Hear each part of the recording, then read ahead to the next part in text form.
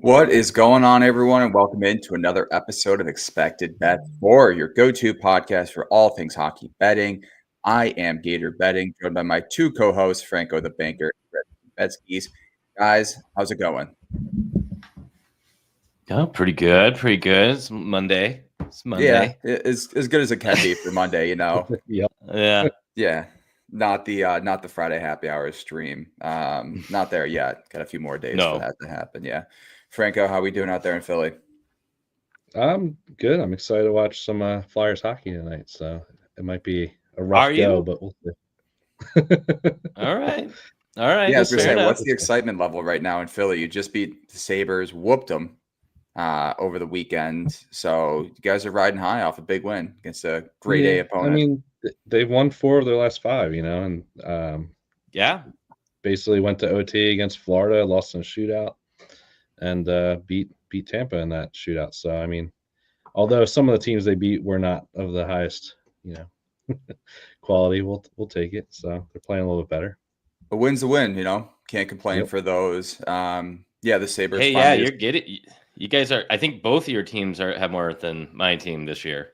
Maybe. Yeah, after the start of the season. I can't believe how bad Utah's been the last month. It feels like at this point. It's been tough. I think a big part of it is having 2 of your top 4 defenders out. I mean, yeah, that's definitely stung. But Mata has been great for the team, and Kesselring took a big step up. So to me, it's kind of like they need to catch up now. I mean, they're just where the scoring in the go? third period. Where'd the scoring go, man? I don't get it. They were flying in the beginning. I know. It's almost really like an dangerous. overcorrection. They had like an overcorrection because it was too much, and now it's like, okay, now there's nothing. I mean, we can talk about that game later, and obviously we will, but Utah being only minus 115 tonight compared to the Red Hot Capitals at minus 105, that seems like a trap line and a half. Yeah. We'll get to that. We'll get to that one. That's a wild one. That's a wild line. That's a wild one is right. Yeah, Adam made a great point. My Blues aren't any better, but the Blues have been getting some points, though. They forced OT against Buffalo, and then they beat Boston in OT over the weekend as well. So it's not like they're necessarily I get they're not great, but they're still kind of picking up some points, though. And if you do want to stay in the playoff race, maybe get hot down the road, every point matters. So I don't hate it. Thoughts on the Revo hit, Franco or Betsky? Did you guys have any? I mean, I get it. Everything happens so fast in a game, and it's whatever. But that's pretty brutal. That's a pretty brutal hit from a guy that we know who he is and what he is. So, I mean, I've seen a lot of stuff saying like, "Oh, he didn't mean to," and all, whatever. But it's just, I don't know, man. I don't know how you get that out of the game. It's difficult because it's such a fast game, and it's quicker than what we are seeing. You watch a replay of it in slow motion, and it makes it feel like, oh, like clearly he was targeting him and all that. But when everything's happening at that, Nurse has his head down, going around the net full speed. That's what I was going to say, too. Like, you kind of have to have some spatial awareness almost on the ice as well of, Reeves is out there. That's what he's there to do for Toronto. Darnell Nurse necessarily putting his head down and skating behind the net. Like, it opens yourself up to an opportunity, and by no means was the Reeves hit clean at all. No. I think it was a complete disgusting hit. But again, it's just kind of trying to figure yourself out and just making sure that you're protecting yourself at all times on the ice. But yeah, no, I thought it was a disgusting hit, and especially with his history and exactly the player he is. It's like, come on, dude. Yeah. No, it was. It'll be interesting. Did they announce how many games he was suspended for yet? 5 games. 5. Yeah. Yep. I thought it was gonna be more, to be honest. Yeah. I did too, to be honest. Yeah. And Kat mentioned too as well. To be fair, the Blues lost Rob Thomas. I mean, come on, man. Yeah, the Smooth. You lose Smooth, and That's a rough loss. He's going to get a little bumpy. It's not going to be so smooth. Definitely not going to be smooth. All that the music locker room changes too. You know, the blues smooth. Yeah. Just so many musical puns you can make with that locker room. But now it's like a Matchbox 20 song. Push that song. Yeah, we could just be here all day just talking about this. But for everyone watching, they didn't tune in for our comedic value, so we will get to the games for today. Starting us off, we could be here till 3 a.m., guys. Yeah. Oh, easily. All right, first game on the slate, we got the Blue Jackets taking on the Boston Bruins. The Bruins are minus 192 on the money line. The total is set at 6. Juice to the over at minus 120. Okay. I'd more like want to take the Blue Jackets here, but I don't know if I will. Listen, Boston stinks. What Swayman's an issue in itself. If he hasn't necessarily played great this year, they threw in Korpisalo against the Blues. He hasn't looked great. This team, for whatever reason, is like in the offseason, we talked about this Boston magic that they had, right? If they could plug and play with any sort of third or fourth line player, it fits. This year is not the case. No, not the case at all. This is what I thought they were going to be like last year. Yep. Yeah, I mean, even last year too, they had more injuries. It felt like too, with Marchand and McAvoy being out to start the season. And this year, I don't know what's going on with this team. I mean, you look at the last few games: lost to St. Louis, lost to Dallas, beat St. Louis, lost to Ottawa. Yeah, there has been no consistency with this team at all, and it's not necessarily like they've been dominant, whether on home ice or away. It's just this team. I don't get this team at all. And Columbus has been a scrappy squad. While they haven't won a lot late, they have. Columbus is definitely coming back down to earth. They are looking more like what we expected. Yes, I mean, if you look at any of their 10-day stats, it's they're bottoming down again. But all that being said, I mean, they do push back. They can get some depth scoring. I think if you want to take your shot here, maybe go big and do Columbus reverse puck line here. Yeah, my only thing, like, instead of if this is a 2-1 game and Columbus is in the lead, Boston could pull their goalie for 5 minutes plus. Do you think it's going to be a 2-1 game though? I have no clue. None of the Boston can't score. Yeah, but Merzlikins hasn't been fantastic. Columbus can't really score either. They only have one or two, but they're allowing so many goals against. That's the thing. It's like one of these matchups is where both teams come in with hot offenses, and you're like, okay, it should go over. And then both these teams have been so poor defensively, but the offense hasn't been there. You're like, does that correlate to an over, or do both teams just can't score? So that Montreal game felt like a trap. And I fell for it, for the over in that game, Montreal-Columbus on Saturday. Because it's two teams who aren't scoring much right now. I mean, both of those teams have really shored up. And I feel in those cases, no matter how bad the goaltending is, it kind of doesn't matter. Because if neither team is scoring, they are going to still play not so risky. They're not going to try to run up the score. They're not going to, the defense isn't going to pinch as much. And you're just asking for two teams to turtle because neither team can get 3 goals a game often. And that kind of feels like what it's going to be like tonight. I mean, if Columbus scores quick, maybe Boston tries to push them way around, like Cap said and Rob Thomas said.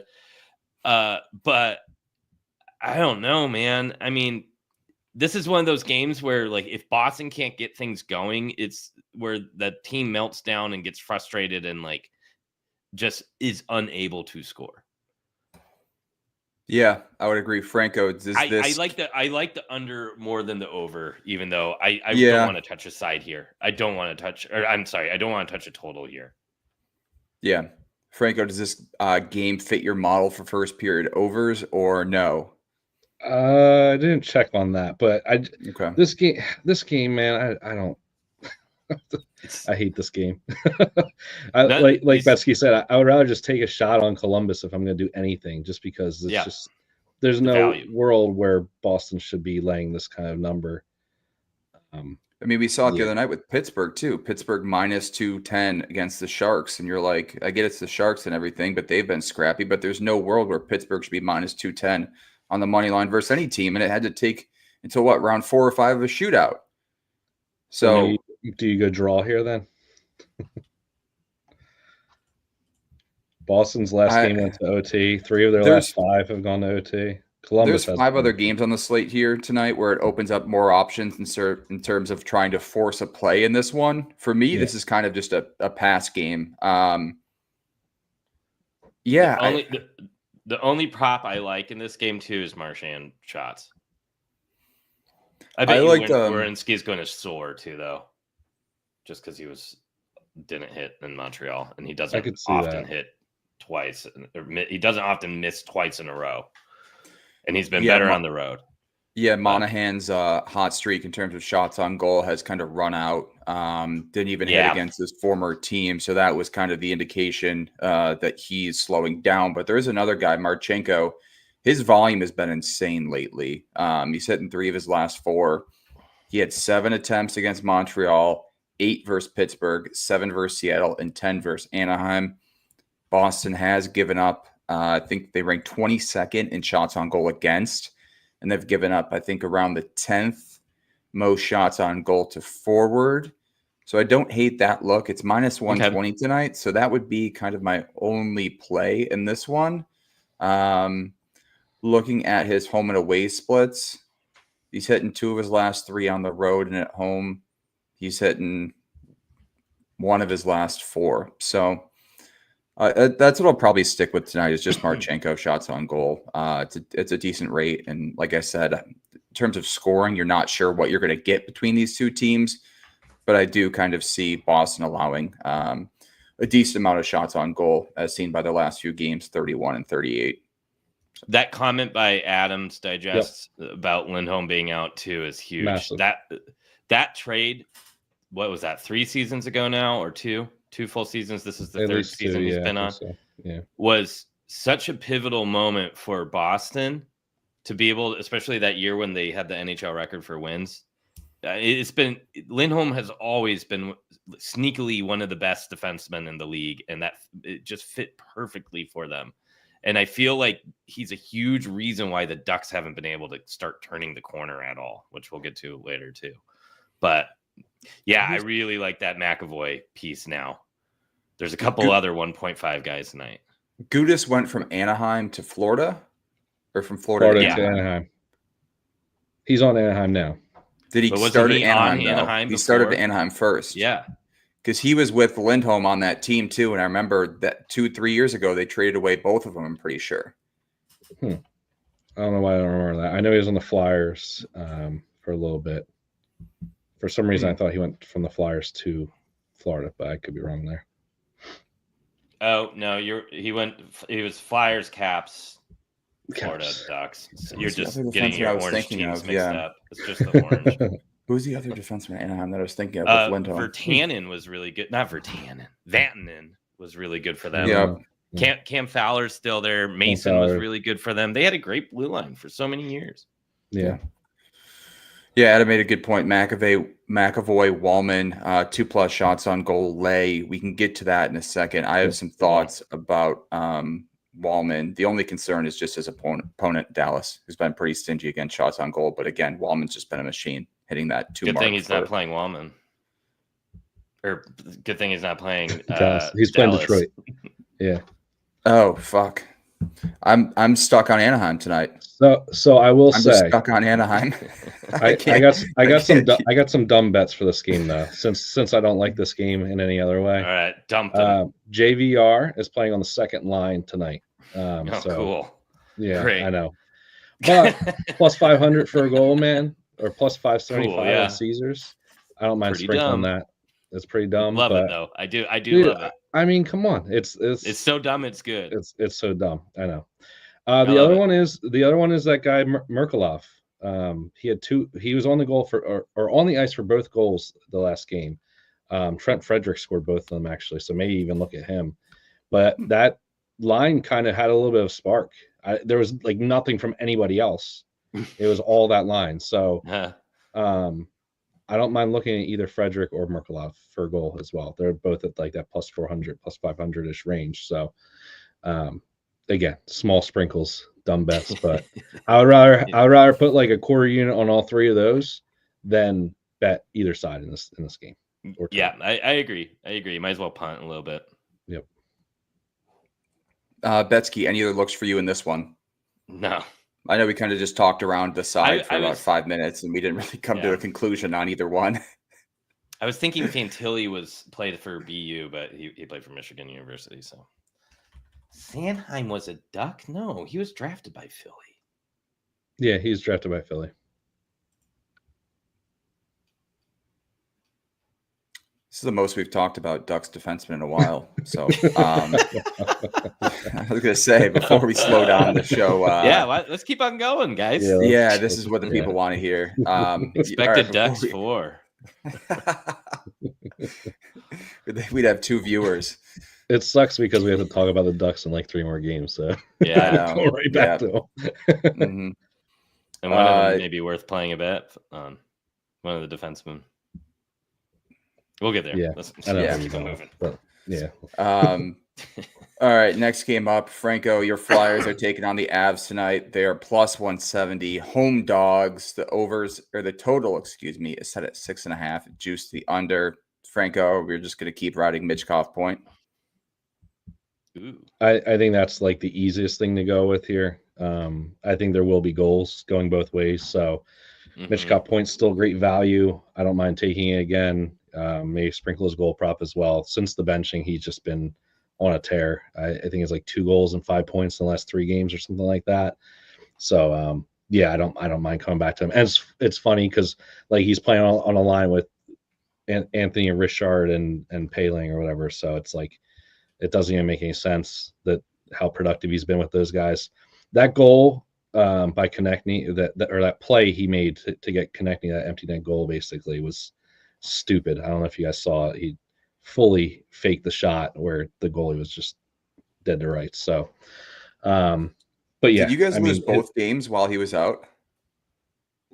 No, one was the Tampa game that went to overtime that they won. The other one was the Florida game that went to overtime that they lost. So, pretty good production while being out of the lineup, but yeah, whatever. So yeah, point prop is basically even money. It's -105 on DK right now. Again, like I'm going full unit on that. I don't see any reason why you wouldn't. So yeah, I see the comment on Kolosov. So yeah, he hasn't been great yet, but I don't know. Like this is now going to be the second game with Colorado having everybody back, right? The first game was against the Caps, where they just third game. Okay, third game. Is it? No, first second, game. Second. Yep. Washington was the first game. They haven't played in a while. I still don't want to back Colorado yet. I'm sure they're going to beat the Flyers in this game. Like it's just not a good matchup for Philly. And especially with Fedotov being the better goalie at this point, which seems crazy to think because he had like a 12 goals against average the first 3 games or whatever. But now it's Kolosov that's the weaker of the two, at least on paper. So I don't know. I don't know what to expect from Colorado yet. I want to see like them look good in a full game. They did not look good at all against the Caps. The Caps really shut them down and like slowed down the game and made the game just like frustrating for them. You could tell Colorado was just frustrated the whole time. So can Philly do the same thing at home? I mean, they've been known to be able to play a decent defensive game. I don't know if they're going to be able to do it for a full, game against this team, but we'll see. I do lean the over here, I think. Same. Just given the goalies, I think at this point, Annan's the worst of the 2 options. I mean, I kind of alluded to that in the last game against the Caps. I said I was kind of happy to see him, even though the beginning of the season we started off saying Georgiev was the one that fades. So. Yeah, I think you're getting good value at over 6.5 at plus money. I don't mind. Like if you can find a 6 somewhere, I would like to get that more so. Or maybe you wait in game and hopefully you can get like a 5.5 live at like -130 or something like that. Just depends on how greedy you want to get. But another note too is Emil Andre, who's looked really good for the Flyers, is out this game. He's been playing top line defensive minutes and top power play. And that's going to kind of hurt because he's been kind of like driving play. He really passed the eye test, and it sucks that he's going to miss some time now. They called up this guy Hellsground from the Lehigh Valley that they got in the Provorov trade, I believe, from LA, the Kings. He was like a kind of touted prospect. I don't know how good he's been playing though, or anything like that. So I don't know how much of a role he's going to do. But that might ruin kind of the offensive flow the Phillies had because they've been scoring. So we'll see what happens there. The other thing to went to Columbus, right? What's up? Yeah, it was a three-way trade though. Gotcha. It was a three-way trade. Like the Flyers took on Cal Peterson. I forget all the pieces. It was all over the place. But yeah, Provorov went to Columbus, and I think LA like ate some of the salary or something like that. Yeah. So Annunen was pulled in that last game. He let on. Oh yeah, it was like three goals on 6 shots. Georgiev is not playing. He's out injured. So they have their backup as well. Minor, he let in 1 goal on 13 shots. So that's something to note as well. Of if he does have a bad performance, that over is certainly more in play here. We'll see how he responds from getting pulled the last game. Drouin is on that top line with Lehkonen and McKinnon. His point tonight is -120. He didn't hit in his last game, but like we said, they had a bunch of guys coming back into the lineup, and this is a pretty advantageous matchup for this Colorado team to kind of rebound against Philly. So Drouin on that top line, -120 for a point tonight. I'm going to lay that number all day. It's him and Michkov. Those are the 2 guys I have for points tonight. So Betsky, any looks for you in this one? So on top of that, McKinnon 2+ points is -115, and how often do you get it at that price?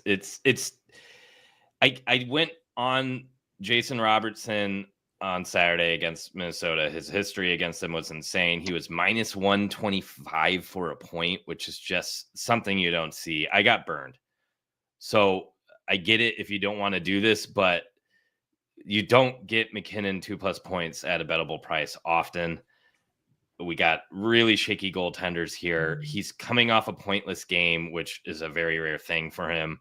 I was looking back from last season. He about splits when he has a pointless game of either getting one or going pointless again, or having like a 3+ point type performance. So I think with the opponent we have here and the way they shuffled the lines, I really like going on McKinnon's 2+ points here.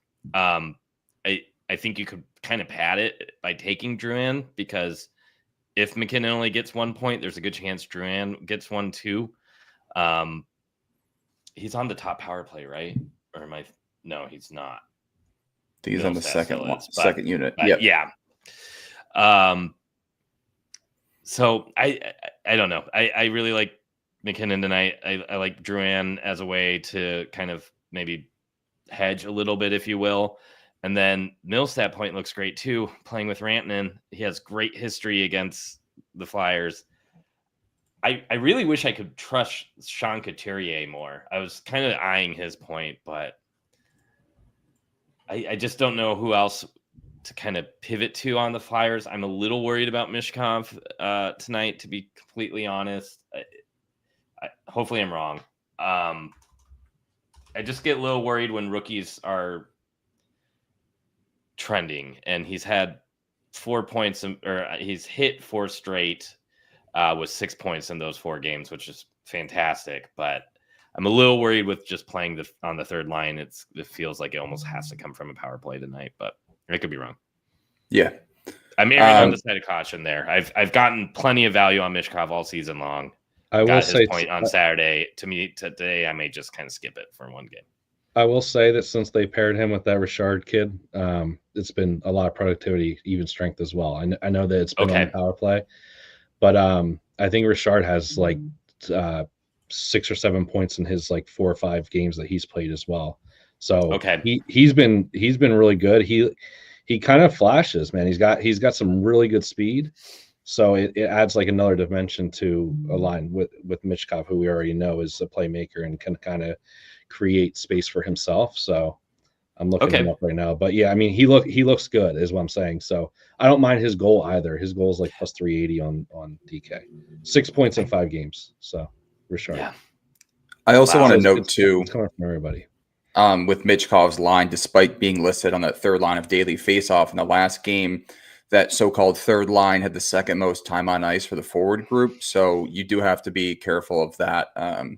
Just checking that on Dauber's Frozen Tools. It's a great resource for everyone out there. So be sure to check that out. And going back to the McKinnon Druin stack, I know a lot of people have started to do kind of that first line or even second line point stack. I've seen Josh English on covers. He does it a lot too. Franco, Yeah, I know you he's do that as killing it well. too. So be sure that's kind of a great opportunity tonight. So I don't mind that as well. I don't know. You can't bump McKinnon down to like half a point, right? No, so that's the whole thing with, So that's with the biggest stacks. thing. You have to kind of figure out how you want to play them. Well, you can on other books, just not on DK. Okay. Yeah. But I will say this: if you want to get a little crazy, you can go McKinnon assists over 0.5. Yeah. Usually that's over 1.5 as well, but tonight it's over 0.5. So I don't mind that. If you want to go there, you can do McKinnon over a half assist and then Drouin point, and I'm sure you're gonna get a real good number there. But Adam's right; you can do it on 365. I wish more books would let you do that. I don't understand why they restrict you. I mean, it doesn't hit all the time. It's a good way to get plus money.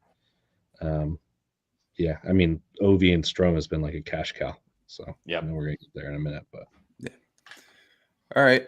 Next game up on the slate, we have the Oilers taking on the Canadiens. The Habs are plus 220 on the money line. The total is set at 6.5, minus 115 to the under.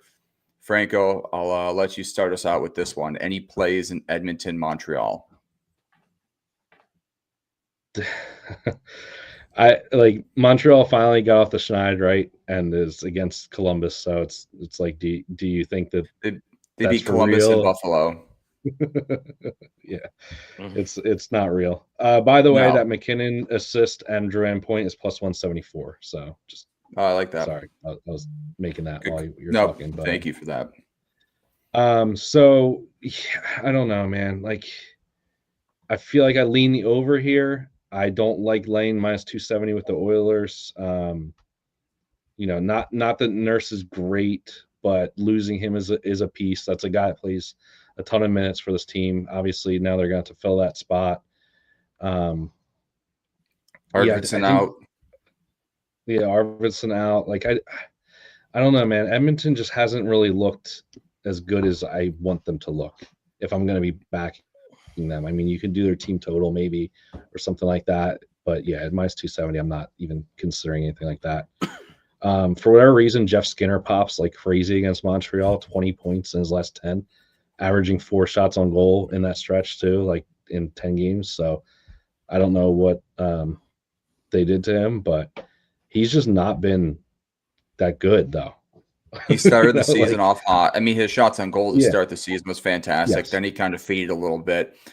McDavid came back from injury, and now his shots on goal have been fantastic. Ever since they kind of moved him, Draisaitl, off a line together, both of their shots on goal has been pretty profitable.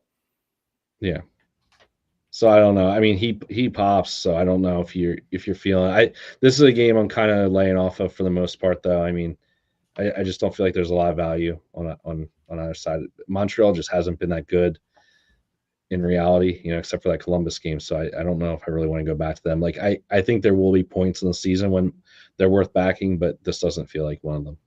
Yeah, so it's going to be Picard and Montembeault. Montembeault only allowed 1 against Columbus, came in for relief for Primo against Buffalo, and then he allowed 2 versus Minnesota, and then 4 versus Toronto, and 4 versus New Jersey. I looked at the over as well, but again, I just don't love it here in this situation. But the Canadians do give up the 5th most shots on goal to forwards here. McDavid's been firing. When all else fails, I'm just going to back McDavid at 3.5 tonight. Draisaitl's line is minus 162 for 2.5, which is a little bit more than I'd like to lay at this rate. So McDavid over 3.5, minus 130. That's going to be my only play in this one. Betsky, what are you looking at? Yeah, I like the big dogs in this one too. The McDry points, if you want to take their 2 points as parlay piece or straights. Draisaitl goal looks good. His shots look good as well. I'm not really hunting for value here unless you want to get spicy and do any of those two up to 3 points here and just hope that they go, to the moon. Yeah. But I can't touch Montreal right now with confidence. Yeah, power play points would be a good choice for Edmonton right now too, because the PK is terrible in Montreal.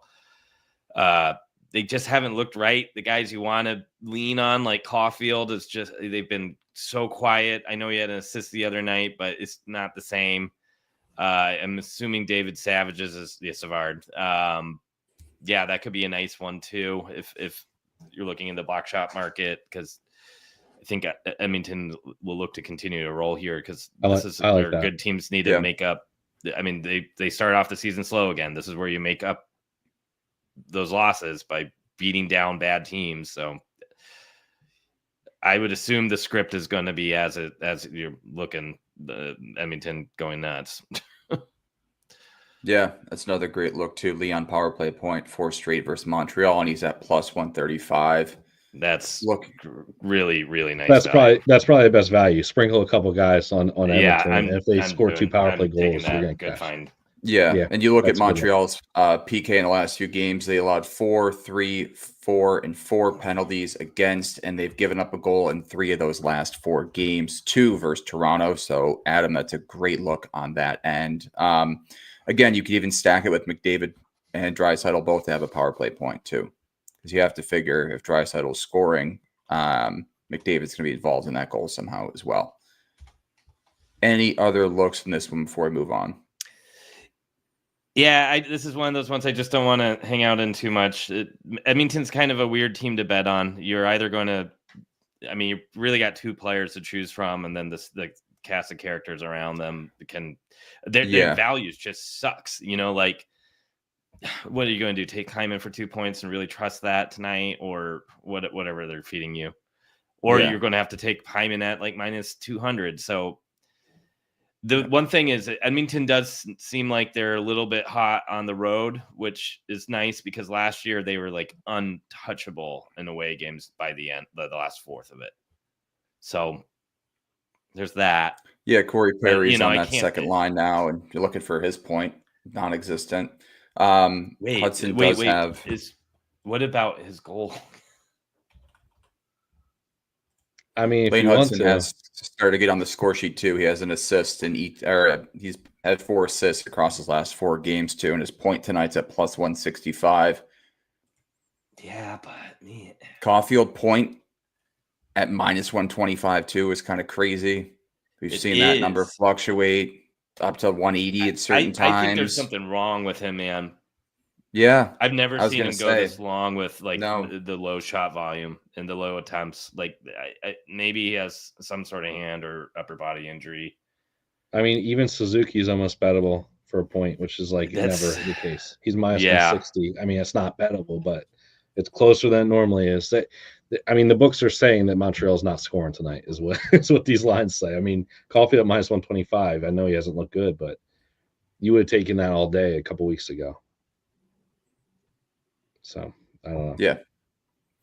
Nugent Hopkins even on that top line too. His point is kind of bettable too at minus 154, which is crazy. Yeah. Yeah, that's some nice value for a player you shouldn't be getting it from, but yeah.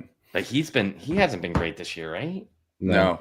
Him or Hyman haven't been great this season. I know it's weird. Edmonton's not what they were last year. It was very obvious. You could do like a McDavid and Hyman point, or like McDavid assist and Hyman goal type of bet and make a ton of money on it. Now it's like I wouldn't even want to lay that right now. I was going to say, if this game was at the end of last year, you're looking at a same game parlay of adding Draisaitl, McDavid, and a laundry list of guys: Bouchard, Hyman, Nugent Hopkins, and you're going to have a five legger here. But now it's kind of a little bit nerve-wracking. So I'm just going to stick with McDavid over 3.5 shots on goal.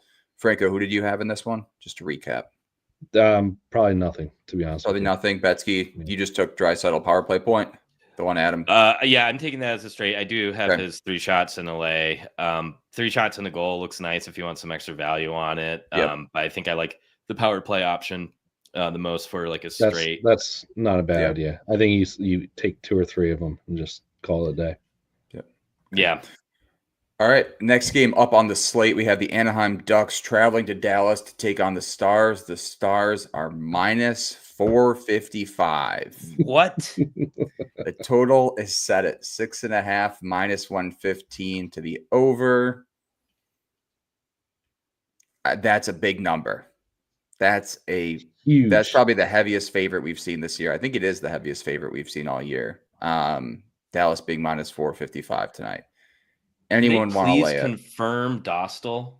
Why is he unconfirmed?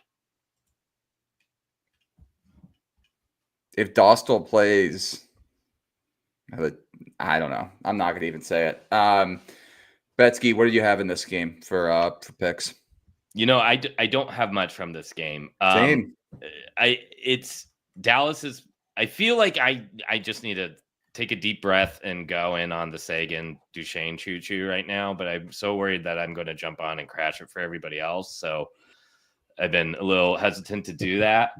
I do like Ben at home point wise, and him plus Stankoven could be a nice little piece there if you want to do a stack, or I think you may be able to get decent enough value on either.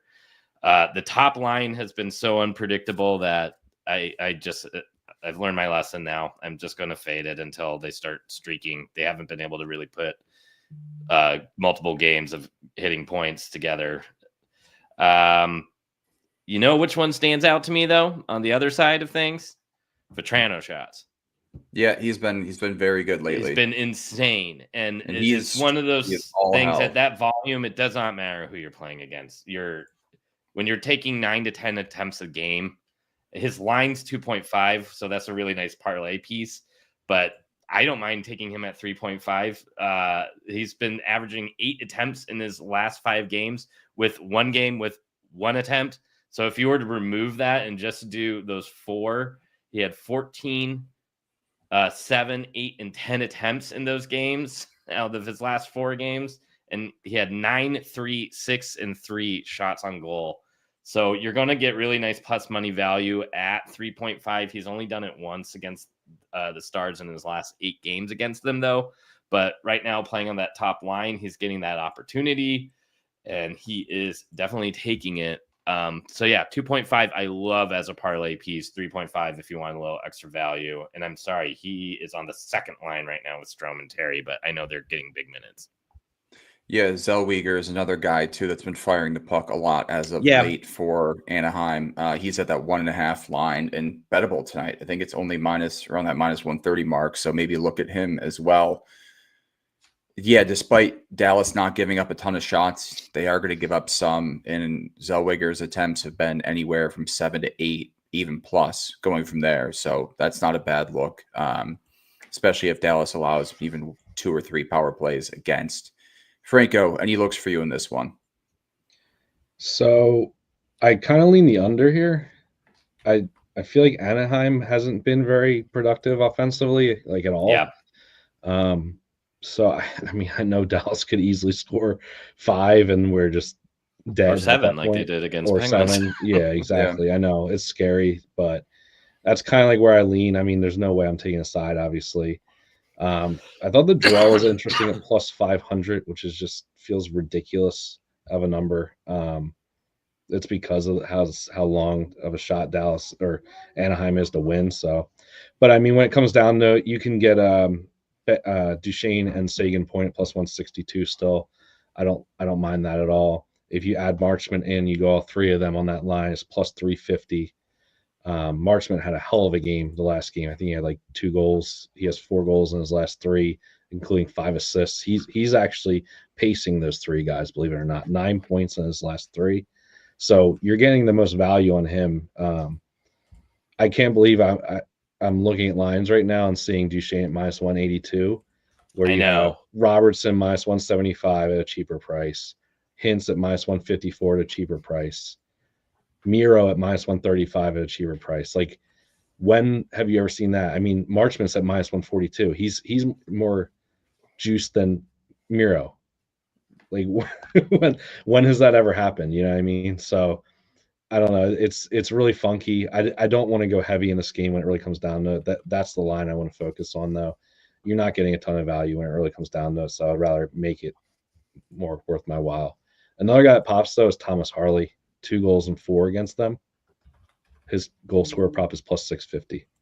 So just if you want to go a little crazier, a little Wasn't more that your shot. angle last year too? That Anaheim gives up a ton of goals to defensemen. To defensemen, yeah, Yep. yeah. There you Of go. course, I think I bet like 3 Sharks defensemen in the one game, and then it was like another Sharks defenseman that scored. Yeah, it's Like, so goddamn. those are those moments in betting when you're like, it's laughable. Like it's just like I had Jason Robertson point in a parlay against Pittsburgh and 7 goals, and he's not on one of them. Yeah. Yeah, I don't really have much of this game at all. Everything's kind of outpriced. Like you said, that Duchesne Sagan stack for a point, that seems pretty good at plus 162, like you mentioned. But besides that, I don't really love anything in this game. Would you use Dallas money line as a parlay piece tonight? Nah. No. You got the win in Minnesota. You're coming back home. You're playing a bad team that has goaltending that can win games. It scares me a little too much. This could be like a stupid 2-1 game, like where you be sweating it for way too long, I feel like. Yep. I was just curious to hear your thoughts on that. All right, getting to the game of the night here. We got the Caps at the Utah Hockey Club. The Utah Hockey Club minus 112. Washington minus 108. Betsky, okay, talk me through on how this line makes sense in any way. So, as a Utah fan, this is what I wanted the Capitals to do, to kill Colorado and beat Vegas, because was Vegas last night, right? Yes. Yeah. Hopefully they didn't just hopefully they didn't just get on the plane, man. And hopefully they went out, even if they were on the plane, hopefully they partied hard on the plane with Ovi getting the hat trick and are rolling into Utah feeling worse than I do on a typical Saturday morning. And in that regard, after that kind of collapse that Utah just had against Vegas, maybe this is a trap game for Capitals. The altitude, that's the only we're talking altitude now. Yeah. Okay. We're bringing in all the factors here. It does matter. I feel like on a back-to-back. Yeah, I really do. Yep. It is silly, but yes. I have a great random stat here for Ovechkin for you guys. Bet on Banana, great hockey capper. Be sure to give him a follow if you guys are not. He tweeted, Alex Ovechkin has scored versus every Russian goalie he's faced this season, -1 when he faced Vasilevsky in Tampa, and they were shut out 3-0. Wow. Just something to keep in mind. Ingram is starting tonight, not Russian. So that stat doesn't apply for tonight, but just keep that in mind moving forward. Crazy. Well, Ovechkin has scored against every single team, in the league that has been in the league since he's been in the league, but one now, Utah. So I kind of really like Ovi to try to keep rolling. I'm shocked his 3.5 shots is plus money. I love that. Kind of like him for a goal because, if he breaks the record this year, maybe he doesn't come back. He's 30 off. 30 off. Crazy. I think he still has another year on his contract. It's 28 now. 28 now? Or? Yeah. I thought it was 30 when he scored the first goal. It's 28 now because he had a Hattie. Yep. So I think he has one more year after this. So he really has 2 years to score on Utah to be able to score against I don't know how many teams there have been in the league since he joined. Smith, I assume that's what that means. Yeah. So I don't know. I think he's going to have a little extra motivation to keep this rolling. I don't know what to think of that money line here, but I wouldn't be totally shocked if Utah pulls this one out. Sometimes a team is really hot and then they kind of roll into a trap like this and they just get beat, and they may have had a fun night last night. And Utah, had a pretty miserable loss on Friday against Vegas where they went up early. They had all the momentum in the world. Vegas slowly tied it up, and then they lost in the third period. And that's kind of been the story for them for a little bit. And they've generally responded well after those kind of losses when they almost had it in the bag, like they did against the San Jose Sharks. So I don't know. Beating That's Vegas, the only. It seems like that was a prime spot for a rookie party. Yes. Yeah, for so many reasons. Yeah, I was going to say, if anyone has any inside information on if the rookie party besides did having to happen get there. on the plane, I guess, if they had a whole day in between, maybe, but I don't know. Yeah. That but props galore in this game. Do you want to go into props or keep on talking sides and totals here? Yeah, I have no play in the side or total this line at being Utah at -112. It's funky. Completely staying away from it. Feels like Ingram hasn't played in a couple games too because Veggie had that crazy 50+ save performance against Carolina. Insane. And then looked great against Vegas too. What do you have, 49? You saw 49 of 50? Yeah, the last 10 minutes of the game was a power play for Carolina. That reminds me of like old school Toronto, Arizona games where Toronto would put up like 50 shots as well, and then Arizona would win like 2-1, and you're like, what the fuck just happened? That's exactly what that game reminded me of. Yeah. All right, Franco, let's start off with the props. Any looks in this one? It feels like McMichael point is just a wagon that will not stop. Yeah, I mean, I can't believe it's still bettable, to be honest with you. Right? No. I feel like at some point it's got to fall off, but he's been so good. It's kind of crazy. One thing I will say about the side is I could see this being a game where the Caps take the first period in some kind of capacity or look good in the first, and then Utah wins the game in reg or ends up pulling it out because of, like you said, the altitude. I do think that does play a factor here. Washington being like a relatively older team as well on a back-to-back. Lots of games in the last few days as well. And like big games too, obviously Colorado and Vegas being two big games to win. Benchmarks. This feels like a big letdown spot for them. I still can't. I don't want to back Utah. Like I really kind of want to just bet the Caps at the price because it just feels like such a nice value. One thing I was considering though is you can do Caps first period plus a half. So if they tie or win the first period, you win, plus the Utah plus 1.5 for the full game. So if it's if the Caps win by 1, if it goes to OT, if Utah wins, it cashes, and that's plus 121.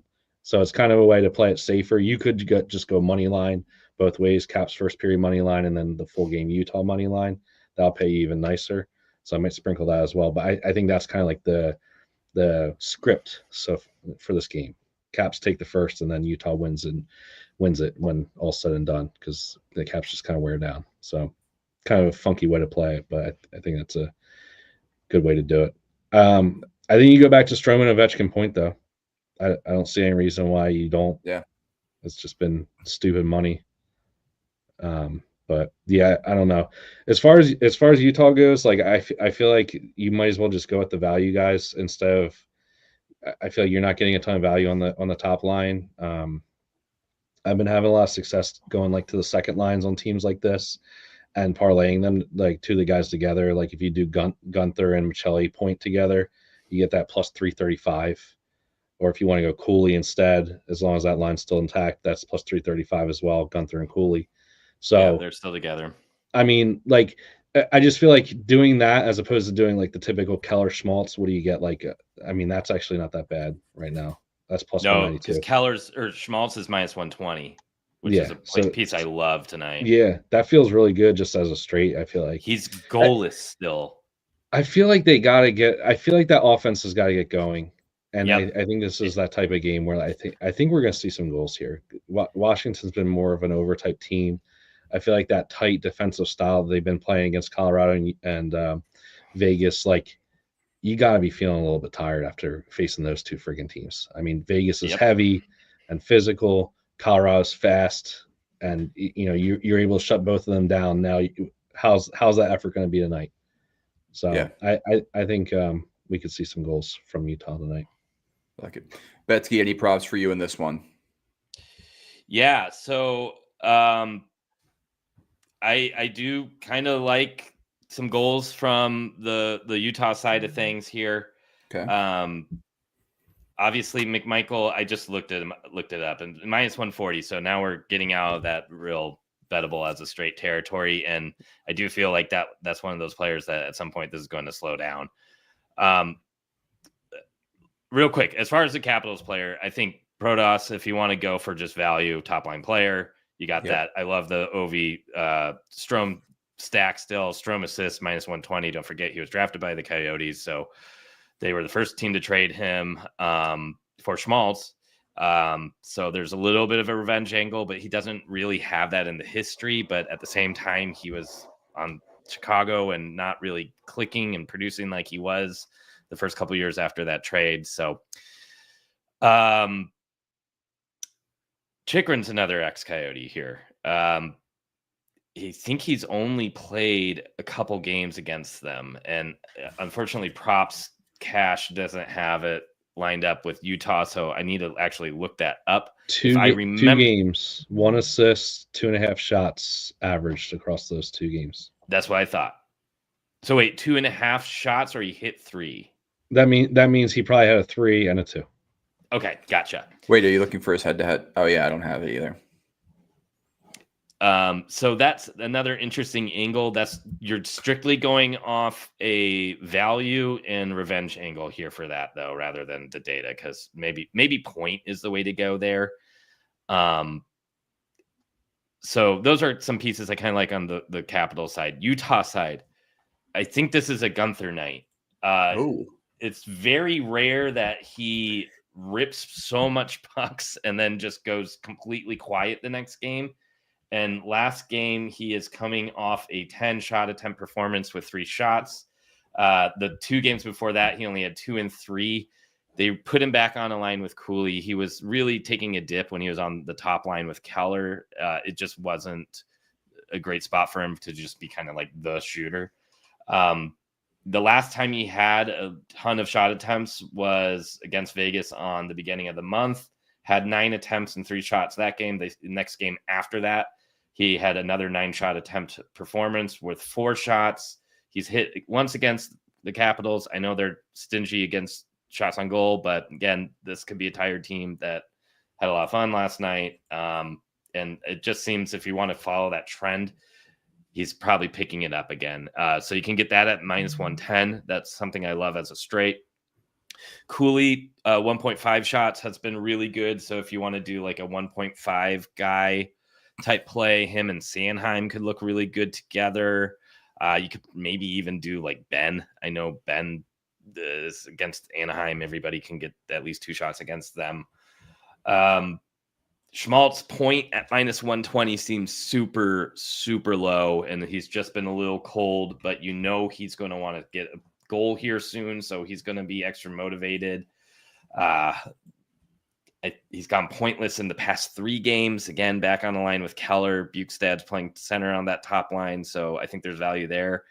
Krause has been really cold, even though I can't say I'm going to back him tonight. He just kind of feels due. He is not playing with Michelli anymore, however, so I don't know. And then Sergachev has been awesome lately. Yeah, he had another goal the other day against Carolina. He had a goal against Vegas, so he scored in 2 games in a row. Points in 6 of his last 10 games. Has a pretty decent history against the Capitals with a point in 4 of his last 6, including a 4-point night. His shots have been pretty decent at that 1.5 range, but he had 5 and 6 attempts his last 2 games. I don't know. I think you can get a little bit of value on some of those guys listed there. Yeah, it's interesting too. I was doing a deep dive into Utah shots on goal against here. So at home, their past 5 games have allowed 28, 50. That was obviously that Carolina game. 31, 46, and 26. On the road, they've been much better. 20, 15, 27, 35, 23. So they're giving up more shots on goal at home, which is something necessarily you don't see all the time, if at all. So I'm not sure what's going on with that. But anyone nervous for the Ovechkin shots on goal? He has hit in each of his last back-to-back games. And like you said, he's firing. He's going to want to score against Utah tonight. So I don't mind adding that to my card. And I am just going to continue to ride that McMichael point at -142. Once we start crossing that line of that -150, I think that kind of takes us out of a straight bet territory. But at this number, I don't mind it at all. All right. Any other plays in Washington, Utah? I would like to point out that Chychrun has 2 goals in his last 3 games. So. Yeah, points in 3 of his last 4, I think. Yeah, just to add a little more fuel to that fire for his point prop. I think that's a really good value, and I forgot about that revenge angle. So +160 for a point looks real nice. I might sprinkle his goal too because that's just what I do. All right, last game of the night. We have the Detroit Red Wings taking on the San Jose Sharks. The Sharks +124. Detroit -148. Total is set at 6.5 here. Franco, I'm just going to throw it back to you. Any plays or props in this one? Yeah, I don't know if you guys saw I posted earlier today. I love Wallman tonight. Yep. Yeah, so, I had to take it. I just went. I just went spread the gospel. I just went stupid with it though. I went full unit on his point, and it's over 2.5 shots. You're getting +170 and +150 on this too. I just think it's insane value given the amount of minutes he's getting, the role he has now. So they've been kind of like shifting in and out that top pairing defenseman on the power play. I brought up Liljegren a few games ago against the Flyers, who filled that role for a few games. He only had his goal prop available. I bet it, and he missed. And of course, he scored a goal the next game because that's sports betting. But so we're actually getting Wallman's point prop tonight, which is awesome. I was really hoping that we were going to get it, and I saw that it was available on like Bet Rivers or something like that. And I posted a thing tagging DraftKings and Bet365 and a bunch of books, and all of a sudden they all popped up. I don't know if it worked or what the hell happened, but he's there. So you can get him everywhere now, which is great. So I'm just going to start doing that now, I guess. But yeah, I mean, not only do you have, like I said, the increase in role and just what he's going to be for that team. He's been firing more too. His shot attempts are up. But he's a former Detroit player, so kind of had a weird falling out, or they traded him away for like picks or something like that, or like to go back in the draft or something like that. They traded him in like a 3rd for a 4th or something like that. It didn't make any sense. I don't know what the trade was, but kind of a bad taste in his mouth type of trade. So I could see him wanting to kind of shove it in their face a little bit. And I mean, I don't understand, this Detroit team has not been good at all, kind of to an extent, I feel like. So, and you see a short line, it feels like the books think that San Jose has a shot tonight. I mean, when are you usually seeing a team -145 or whatever against San Jose? Usually you have to lay -200, -300 or whatever. So clearly the books are thinking that San Jose has a chance at home tonight. They've been playing a little bit better. Had to come back against Philly, had to come back against Pittsburgh. So they're not a team that quits right now. So yeah, I like those props. I sprinkled his goal as well. And that's really probably where I'm going to end up. I don't know if I'm going to add anything else. We'll see how I'm feeling. This is one of those games. It's like that late night game. You're not getting a ton of value on Detroit in general, like props, which and is stuff stupid like that. because they haven't been good. No, and Larkin especially, man. Like, yep. Screw that guy. I really want to take his. I know. I really want to take his shots. I know. I went back to him because he missed on whatever day it was, Thursday, I think last week. He missed, right? He had 2 shots in the first, and then he on his first shift, and then he fell off the face of the earth. So I was like, he's definitely gonna bounce back after that game. And then he had no shots all the way going to the 3rd period. I think he managed to get 1. I'm like, well, then how do you do that? You're supposed to be like the franchise player of this team. Where are you? And then Cheds was tweeting that they added 2 and then they took back 2 again today. So that was a whole debacle as well. They realized how much money was stood to be made. Gosh, they're like, just not a chance tonight. I like the over in this one, as crazy as it sounds. Yeah, I'm on At that. 6, we're getting some pretty good value there. San Jose can score. Celebrini shots is also another look that I don't mind tonight. He has been firing as of late. Obviously, kind of that injury hindered him a little bit. He started off the season in that first game missing, but his shot volume, I think, is more encouraging, especially his last 3 to 4 games, that I don't mind taking a look at that number. Detroit has given up a decent amount of shots on goal to forwards this season, so maybe I'll look there. But Betsky, what are your plays in this one? I'm just on the Wallman and Celebrini ones, actually. I hate you the have value Celebrini shots too? Yep. Yeah, I hate the value of Detroit props right now. It's just kind of despicable. And there's only 2 guys on San Jose you can trust. So, yeah, Celebrini or Granlund, I mean. But I like the Wallman long shot there too. Yeah. All right. Before we move on to tomorrow, do you guys just want to recap your plays pretty quickly for tonight's slate? Because the games start in about 22 minutes, 23 minutes. Franco, we'll throw it to you here. Yeah, in Columbus and Boston, I'm not picking a side or total there. I'm probably gonna end up sprinkling JVR and I forget who. Frederick or Merkelov goals. That would be the only thing I'd be doing there. Just take a couple long shots, go small on them. In Philly Avs game, I'm definitely going Michkov point and probably sprinkle his goal.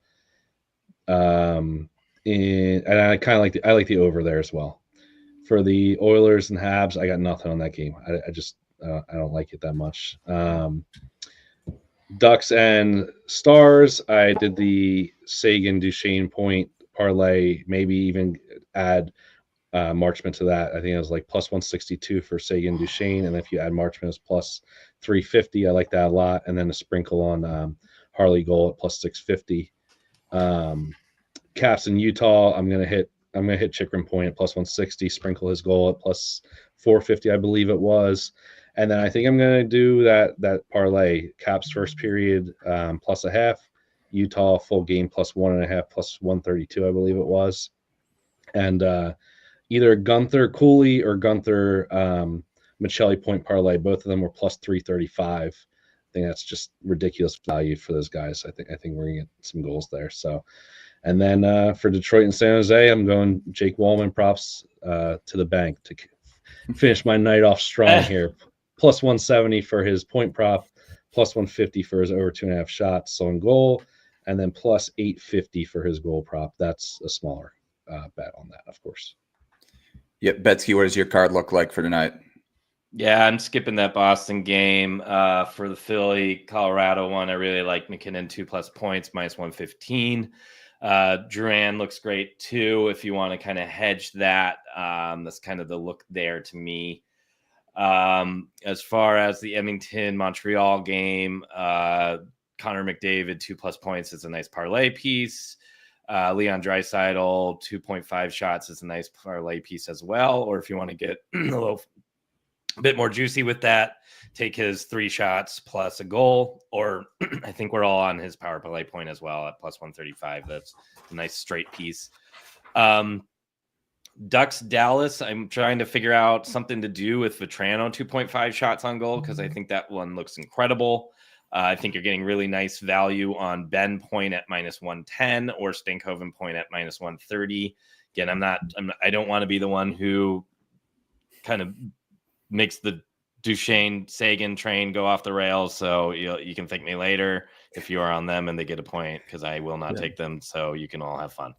And I want to see if Dostal's in, because if Dostal's in, I think his saves is just a smash spot. Even Gibson looked good. I'm not as concerned with him anymore, but Utah Capitals game, I think you got a ton of options here. So the OV Strome point stack, OV shots on goal, I think at plus 110 or whatever it is. I just don't see how you don't take the value there and run with it.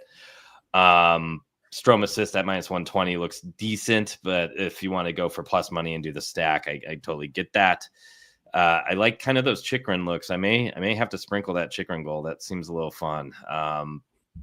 then on the Utah side, really like Dylan Guenther shots on goal at -110. I think you're getting a ton of value on that right now just because he's been slumping a little bit. And then if you're looking for parlay pieces over there, I think Sergachev 1.5 shots looks pretty good. And so does Cooley 1.5 shots. And then Schmaltz point at -120 looks like fantastic value.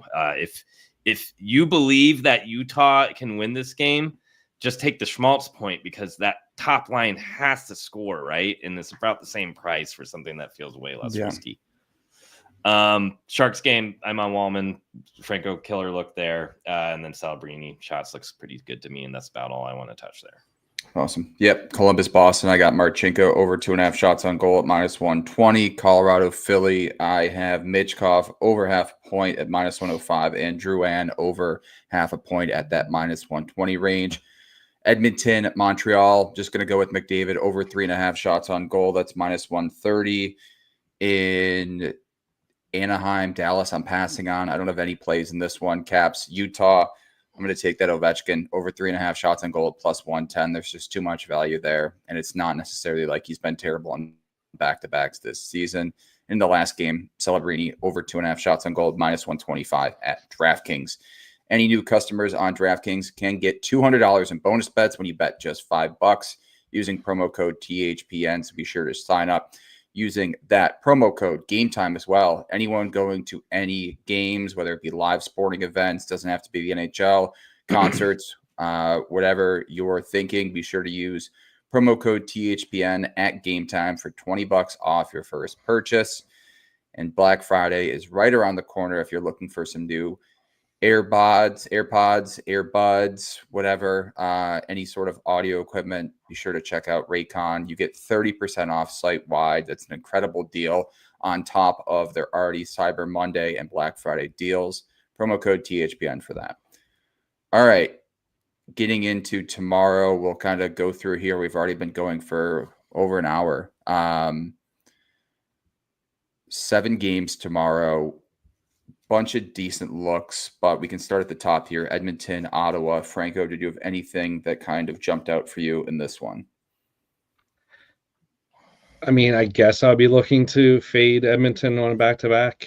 We'll see how they look tonight. If they lose, if they lose, then it's a smash spot. Ottawa is going to get wrecked. But, yeah, and Ottawa has been really funky too, man. It felt like they were kind of turning around, and then I don't know what the hell happened there. So I miss the days where they just sucked, but they could score. Yes, and now they kind of suck and don't score, or they score and then shut the other guy out. So it's like no consistency of what you can get. You just want high scoring affairs, and they're not getting them to you. Yeah, no. And it used to be like you could do Stützle shots or Stützle point with Kachuk or something like that, and even that is you bet it and one of them doesn't get there, and you're like, how is I don't know. So I mean, Edmonton's -142 right now, so I don't even mind grabbing that with the thought that I still feel like the Oilers should be favored regardless. Even if they win tonight too, that's not a bad price. Yeah, I mean, it feels like a good we're so early in the season that back-to-backs. Especially there's minimal travel involved in that one. Yeah. Is a team really going to be tired? Like you said, Betsky, I mean, Edmonton's got to just start winning games now. They start out slow. It's time to get this in high gear. So, yeah. All right. Yeah, I didn't really have any looks in this one. The next one up is Tampa Bay, Pittsburgh, Kucherov over 1.5 points, Hedman points, Sorelli Hagel points. Those are kind of the looks for Tampa Bay. They're not offering Beauvillier points, are they? Pittsburgh. No, I don't think so. They might tomorrow. They may by tomorrow. Yeah. Okay. Well, if they do, then that's a look as well. He's been pretty good as of late. Did you guys have any other looks in that one? Did you say Gensel? I'm sorry. I did not. I mean that's right. Yep. Yep. I don't know. I mean, I think you got to take his props. Yeah. I feel like I don't know. It's hard because Tampa always sucks on the road, right? At least in theory. But Pittsburgh's defense is it's next level at this point. Is Crosby going to get insane. what's his number? 500 goals. He needs one more, so maybe take his goal prop too. It's funny because I think everybody will look at Crosby as the more complete player, the better player that has more honors, obviously with 3 cups. There's 3 or 4 either way. But if Ovechkin breaks this goal record this season and then adds another 20 plus goals for somebody else to have to pass, like that's going to be the guy you talk about more in the end. Because McDavid how about that snipe quickly overshadowing that second goal that he scored last night when he's breaking down the wing. Yeah, and like that was like. It's just funny, man. Like, how does a 40-year-old guy like still rip puck like that? It's just stupid. I don't know. It's insane. All right. Next game, Minnesota at St. Louis. St. Louis is plus 130, Minnesota minus 155. I feel like there's something with Kaprizov just rolling over St. Louis in the past. 12 but points in 11 games. Yeah, that's okay. That's not that bad. 12 points in 11 games. That's pretty good. Yeah, it's pretty good. Ryan Hartman is actually the top guy. 14 points in 11 games. 9 of them being goals. I don't know why. My big question would be if Eriksson Ek is back. Yep. Him and Zook are out, which really hurts this offense for Minnesota, unfortunately. And Zuccarello is going to probably be out for like a while. I don't know if you saw his injury. That was brutal. Yeah. Yep. That sucks, dude. I feel like these games are usually overs, though. I feel like if anything, I feel like there's always goals in that these is games. that is definitely a thing. I've looked back in the history before here, and it's like insane. No. Yeah. No. October 15th, 4-1 under hit. The under is hit in 4 of the last 5 games these teams have played. Maybe we're just thinking back to that Winter Classic a few years ago where it was just bananas. 8-5. That game was awesome. Yeah, that was when Kyrou was like good. Remember how good he was that year, man? I feel like we haven't seen that guy in like 2 seasons. So we thought he was gonna have a bounce back season 2 this year. I know. Well, he was looking great until Thomas went out. I know. Yeah. Is Thomas toast? Is he out for the whole year? Or I forget what his injury was. I don't know. Pull it up. You know he's on IR. IR. That sucks, man. Sucks. Yeah, he's on IR, so not sure what else. That was back in October. Next one up, Florida, Winnipeg. These teams just played. Florida beat the absolute brakes off Winnipeg 5-0. Feels like Winnipeg's too good of a team to kind of put up that performance again. But that's just Winnipeg my thoughts on that one. Oh, man. I don't know. Plus 230. I don't know. I don't know if I like that. I really don't. Why you think Florida can beat them Florida again? On the road. Yeah, I definitely. It's think Florida on the road. It's not the playoffs. Winnipeg still got a chance. Yeah, I don't know, man. Yeah, I don't know. I'll need to look into this. This Florida looked really good. Yeah, I know these typical like home to home things kind of go the opposite way.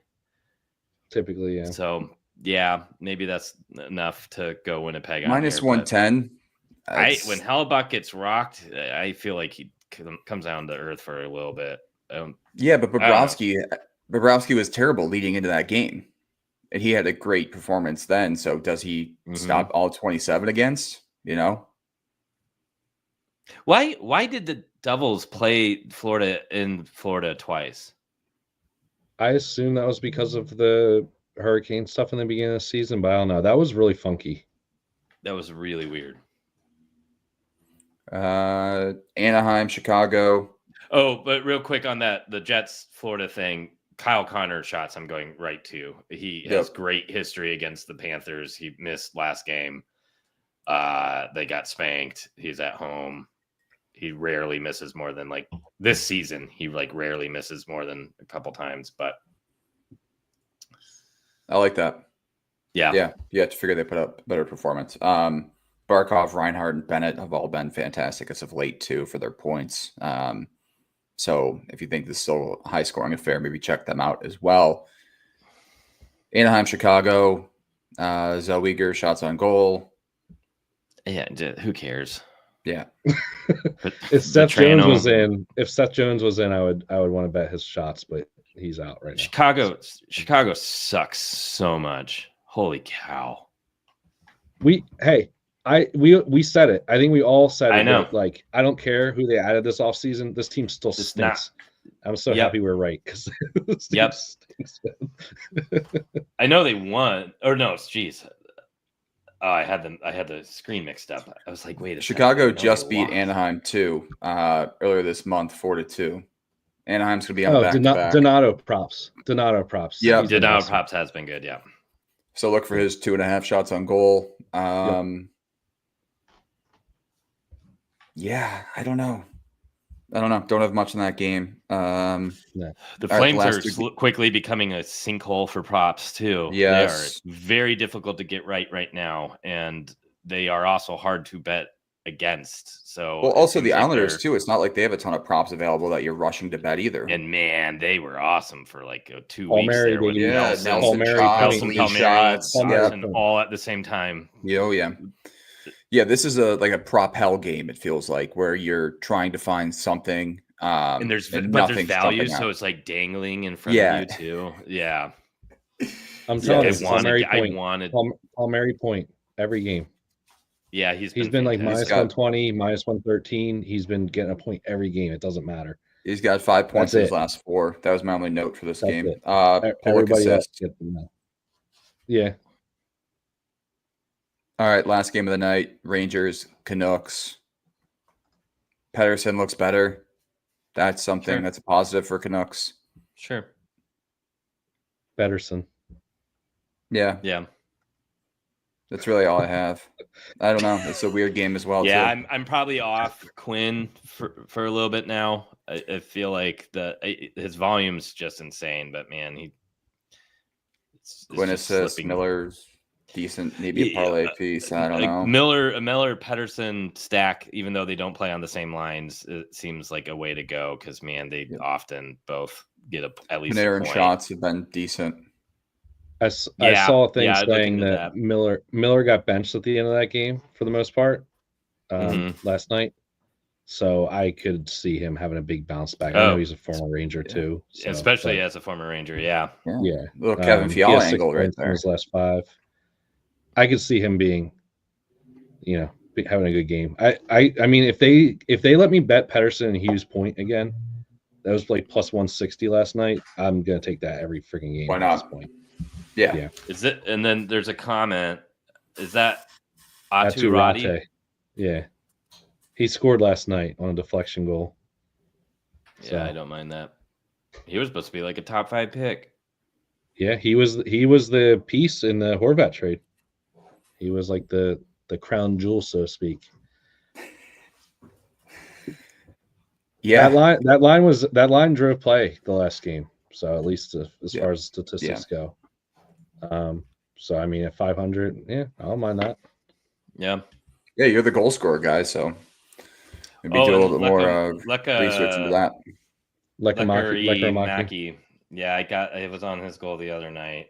He's on that top line, so he's more of a playmaker though. But that was like plus 340 the other night, and then if they give me Kiefer Sherwood at plus 500 again, I'm going to take that again as well. I'll take that all day if he's playing with Pettersson. What a weird team. It's like these hodgepodge of pieces from all over the place. Yeah, it's so strange. DeBrusque, Pettersson, Sherwood line, Miller with Suter and the rookie. Garland will be in the top 6 and then get pushed back down. It's weird that it works. It works. I mean, they're scoring. They've been really up and down, I feel like. Yeah, but you could blame that on the goaltending.